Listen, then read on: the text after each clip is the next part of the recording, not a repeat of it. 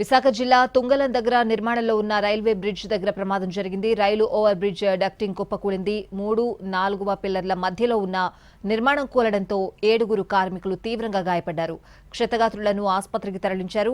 శిథిలాల కింద ఎవరైనా చిక్కుకున్నారా అన్న అనుమానంతో పోలీసులు గాలిస్తున్నారు. భోజన సమయం కావడంతో కార్మికులు తక్కువ సంఖ్యలో ఉన్నారు.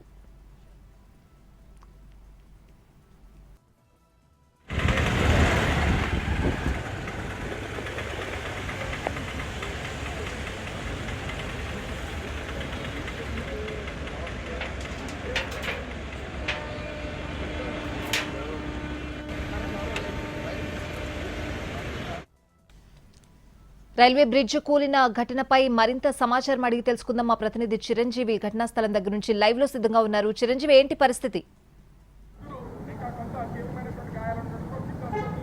యశ్వాతి, ఈరోజు మధ్యాహ్నం చోటు చేసుకున్నటువంటి ఈ ప్రమాదం ఆ త్రుటిలో పెద్ద ప్రమాదమే తప్పిందని చెప్పుకోవాలి. ఎందుకంటే ఆ సమయంలో నిర్మాణంలో ఉన్నటువంటి ఫ్లైఓవర్ ఒక్కసారిగా కూలిపోయింది.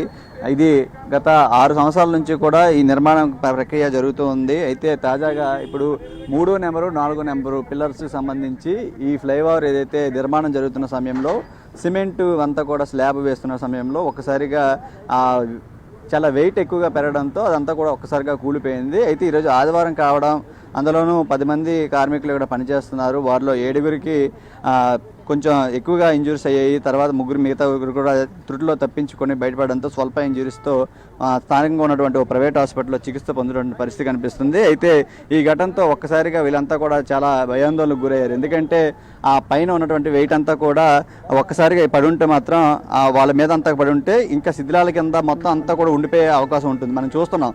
మొత్తంగా చూసుకుంటే ఈ ఇనుములు భారీగా ఉన్నటువంటి ఇనుములు, దాంతోపాటు ఆ కాంక్రీటు ఇదంతా కూడా ఒక్కసారిగా కూలిపోవడం జరిగింది. ఆ సమయంలోనే అప్రమత్తమై వీళ్ళంతా బయటకు వచ్చే ప్రయత్నం చేశారు. అప్పటికి ఆ బరువైన ఇనుములన్నీ కూడా వారి మీద పడడంతో చాలా వరకు తలకు, మిగతా శరీర భాగాలన్నీ కూడా చాలా వరకు ఎక్కువ ఇంజురీస్ అయినటువంటి పరిస్థితి కనిపిస్తుంది. అయితే ఎవరైతే కాంట్రాక్టర్ ఉన్నారో మరి అతను వెంటనే అప్రమత్తమై వాళ్ళని స్థానికంగా ఉన్నటువంటి హాస్పిటల్ తీసుకెళ్లి మెరుగైన వైద్యం అందిస్తున్నారు. మరి ఈ ప్రమాదం ఎలా జరిగింది, దీనికి వెనక ఉన్నటువంటి కారణాలు ఏంటనే కోణంలో కూడా పోలీసులు ప్రస్తుతానికి కేసు నమోదు చేసుకుని దర్యాప్తు చేస్తున్నారు. స్థానికులు కూడా ఆ సమయంలో ఈ చుట్టుపక్కల ఉన్నటువంటి వాళ్ళంతా కూడా ఒక్కసారిగా ఇక్కడ చేరుకుని ఎవరైతే క్షతగాతులు ఉన్నారో వాళ్ళందరినీ కూడా హుటాహుటిన హాస్పిటల్కి తీసుకెళ్లే ప్రయత్నం చేశారు. అయితే ఒకసారి ఇది కూలిపోవడంతో, భారీ నిర్మాణం కావడంతో కింద ఎవరైనా ఇంకా ఇరుక్కుపోయారా అని చెప్పి ఒక సుమారు గంట సేపు పాటు కూడా మొత్తం అంతా కూడా గాలించడం జరిగింది. అయితే పనికి వచ్చినటువంటి మొత్తం 10 మంది కూడా సురక్షితంగా బయటికి చేరుకోవడంతో కింద ఎవరు లేరని నిర్ధారించుకోవడం జరిగింది. నార్మల్ డేస్లో అయితే మాత్రం ఇంకా ఎక్కువ మంది ఇక్కడ పనిచేసే అవకాశం ఉంటుంది. ఈరోజు ఆదివారం కావడంతో కేవలం 10 మంది ఆ సమయంలో ఉన్నారు. తర్వాత వారందరూ కూడా గాయాలతో బయటపడడం జరిగింది. ప్రాణ నష్టం అయితే ఏమీ జరగలేదని చెప్తున్నారు. మరి దీని వెనకాల ఉన్నటువంటి కారణాలు ఏంటనేది కూడా ప్రస్తుతానికి పోలీసులు ఎంక్వైరీ అయితే జరుగుతుంది. ఏదేమైనప్పటికీ ఇక్కడ ఈ తుంగలాం గేట్ సమీపంలో జరిగినటువంటి ఈ ప్రమాదంలో పెద్ద నష్టమే తప్పిందని చెప్పుకోవాలి. ఎందుకంటే ఇంత భారీ నిర్మాణం ఒక్కసారిగా పడిపోయింది. మనం చూడొచ్చు మొత్తం ఇనుములు అంతా కూడా టన్నుల బరువు ఉన్నటువంటి ఈ నిర్మాణం అంతా కూడా ఒక్కసారిగా ఎలా కూలిపోయింది అనేది కూడా ఇప్పటికీ అర్థం అవ్వట్లేదు. ఎందుకంటే దానికి సపోర్టింగ్ వేసినటువంటి ఆ పిల్లర్స్ అంతా కూడా ఐరన్ గ్రిడ్ విన్నర్గా ఏదైతే ఉందో అలాంటివి మనం చూస్తున్నాం. అక్కడ విన్నటువంటి అదే సేమ్ ప్రాసెస్ అంతా కూడా ఇక్కడ ఉంది. మొత్తం మరి వెయిట్ ఎక్కువ పెరగడం వల్ల, లేదంటే అక్కడ నిర్మాణం కొంచెం లోపం వల్ల ఇక్కడ పడిపోయినటువంటి పరిస్థితి కనిపిస్తుంది. మొత్తంగా చూసుకుంటే ఈ ప్రమాదం వెనక ఉన్నటువంటి కారణాలు కూడా ప్రస్తుతానికి పోలీసులు దర్యాప్తు చేస్తున్నారు. కాంట్రాక్టర్కి సంబంధించి ఇక్కడ నిర్మాణం 6 సంవత్సరాల నుంచి చేస్తున్నప్పటికీ ఈ మధ్యకాలంలో ఎప్పుడూ ఇలాంటి జరగలేదు. మరి ఇప్పుడే ఎందుకు జరిగింది, తీసుకోవాల్సిన జాగ్రత్తలు తీసుకోలేదా, అందువల్లనే ఇది జరిగిందా అనే కోణంలో కూడా ప్రస్తుతానికి పోలీసులు దర్యాప్తు చేస్తున్నారు. ముందుగా అయితే మాత్రం క్షతగాత్రులను మెరుగైన వైద్యం అందిస్తున్నారు.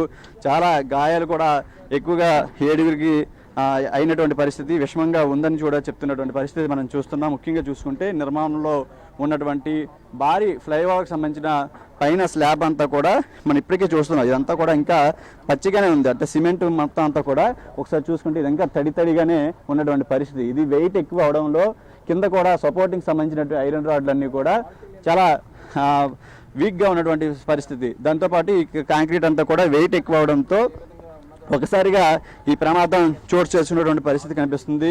చాలా బరువు ఉన్నటువంటి టన్నుల కొద్ది సిమెంటు, ఐరన్ ఇవన్నీ కూడా ఒక్కసారిగా కూలిపోయాయి. దీంతో వీళ్ళంతా కూడా చాలా భయాందోళనకు గురయ్యారు. నార్మల్ డేస్లో అయితే మాత్రం 30 నుంచి 50 మంది వరకు కార్మికులు ఇక్కడ పనిచేస్తుంటారు. ఈరోజు ఆదివారం అవడం వల్ల లక్కీగా ఆ సమయంలో 10 మంది ఉన్నారు. వాళ్ళు కూడా ఇంజురీస్తో బయటపడినటువంటి పరిస్థితి. ఇంత వెయిట్ కింద కార్మికుల మీద ఒక్కసారి పడితే ఏ ఒక్కరు కూడా మిగిలిన పరిస్థితి ఏర్పడింది. అది మరి ఈరోజు అదృష్టవశాత్తు తప్పించుకున్నటువంటి పరిస్థితి కనిపిస్తుంది. మరి భవిష్యత్తులో ఇటువంటి ప్రమాదాలు చోటు చేసుకోకుండా కాంట్రాక్టర్ ఎవరైతే ఉన్నారో సంబంధిత వీళ్ళంతా కూడా తగిన జాగ్రత్తలు తీసుకోవాలి. ఎందుకంటే ఇలాంటి నిర్మాణాలు చేపట్టేటప్పుడు ఖచ్చితంగా కార్మికులకు కూడా పూర్తిగా దీని మీద అవగాహన కల్పిస్తూ, అంతేకాకుండా తీసుకోవాల్సినటువంటి జాగ్రత్తలు వెయిట్ ఎక్కువ ఉండేటప్పుడు తీసుకోవాల్సినటువంటి ఐరన్ సపోర్టింగ్ అంతా కూడా పక్కాగా ఉండేలా ఏర్పాటు చేసుకోవాలని చెప్పి స్థానికులంతా కూడా కోరుతున్నారు.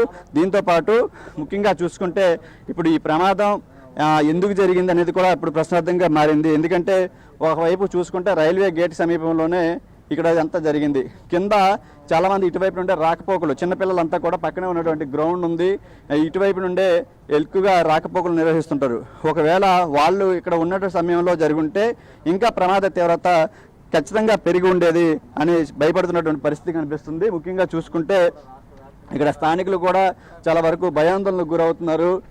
ప్రస్తుతానికి మనం చూస్తున్నాం, స్థానికంగా ఉన్నటువంటి నేతలు కూడా ఇక్కడికి వచ్చి మొత్తం సంఘటన స్థలాన్ని పరిశీలించడం జరిగింది, పరామర్శించడం జరిగింది. ఎవరైతే హాస్పిటల్లో చికిత్స పొందుతున్నారో వాళ్ళని కూడా పరామర్శించినటువంటి పరిస్థితి మనకు కనిపిస్తుంది. ముఖ్యంగా ఈ ప్రమాదానికి గల కారణాలు ఏంటనేది అన్వేషిస్తున్నారు. ఇంకా చూడొచ్చు, ఈ కాంక్రీట్ అంతా కూడా ఇంకా తడిగానే ఉంది. ఇంతటి చాలా అజాగ్రత్తనే చెప్పుకోవాలి. ఇలాంటి అజాగ్రత్త వల్ల చాలా వరకు ప్రమాదాలు చోటు చేసుకున్నటువంటి పరిస్థితి కనిపిస్తుంది. దీనికి సంబంధించి స్థానిక నేతలు కూడా ఉన్నారు, వాళ్ళతో కూడా మాట్లాడే ప్రయత్నం చేద్దాం. సార్, ఏ విధంగా చూడాలి సార్ ఈ ప్రమాదానికి సంబంధించి? ఎందుకంటే గత కొన్ని సంవత్సరాల నుంచి ఈ బిల్డింగ్ అంతా కన్స్ట్రక్షన్ అంతా జరుగుతుంది, మీరు ఎలా చేయాలి సార్? ఏ విధంగా చూడాలి? ఇది జరిగి ఈ వర్క్ స్టార్ట్ అయ్యి 1 year అయింది. స్టార్ట్ అయింది నుంచి కూడా దీన్ని ఇన్స్పెక్ట్ చేసినటువంటి ఆఫీసర్స్ లేరు. చాలా ఇప్పటిదాకా ఇంత సంఘటన జరిగింది, 3 గంటలైంది, ఎవరు కూడా ఇక్కడికి రావడం జరగలేదు. దీని మీద రాబోయే రోజుల్లో ఇన్స్పెక్ట్ చేసి కాంట్రాక్టర్ని చూస్తాం. మనంతా నాసిరకమైనటువంటి కన్స్ట్రక్షన్. రైట్, ఇది మనం ప్రస్తుతం చూస్తున్నాం. ఈ ఘటన మీద ప్రస్తుతంగా సంఘటన స్థలాన్ని పరిశీలించిన తర్వాత ఈ ప్రమాదానికి కారణాలన్నింటినీ కూడా ఖచ్చితంగా అన్వేషించాలి. ప్రమాదానికి కారణం ఎవరైతే ఉన్నారో వారి మీద చర్యలు తీసుకోవాలని చెప్తున్నటువంటి పరిస్థితి మనకు కనిపిస్తుంది.